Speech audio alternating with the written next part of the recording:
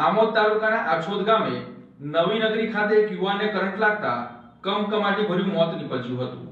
આમોદના આછોદ ગામના નવી નગરી વિસ્તારમાં રહેતા વિજયભાઈ પ્રવીણભાઈ રાઠોડને પોતાના ઘરમાં અચાનક વીજ કરંટ લાગ્યો હતો। તેમને બચાવવા માટે તેમના મોટા ભાઈ ઠાકોરભાઈ રાઠોડ વચ્ચે પડ્યા, પરંતુ કમનસીબે ઠાકોરભાઈ પોતે કરંટની ઝપેટમાં આવી ગયા હતા। આ કપરી સ્થિતિમાં ત્રીજા ભાઈએ મહેશભાઈ રાઠોડે સમય સૂચકતા વાપરી લાકડાના ફટકા વડે બંને ભાઈઓને છોડાવવાનો પ્રયાસ કર્યો હતો। મહેશભાઈની ત્વરિત કામગીરીને કારણે વિજયભાઈનો જીવ બચી ગયો હતો, પરંતુ ઠાકોરભાઈ ગંભીર રીતે દાઝી ગયા હતા। બંને ભાઈઓને તાત્કાલિક આમોદ સામૂહિક આરોગ્ય કેન્દ્ર ખાતે ખસેડવામાં આવ્યા હતા, જ્યાં ફરજ પરના તબીબોએ 30 વર્ષીય ઠાકોરભાઈ રાઠોડને મૃત જાહેર કર્યા હતા, જ્યારે વિજયભાઈ હાલ સારવાર હેઠળ છે। આ ઘટનાની જાણ થતાં સમગ્ર આમોદ ગામ અને નવી નગરી વિસ્તારમાં શોકનું મોજું ફરી વળ્યું છે।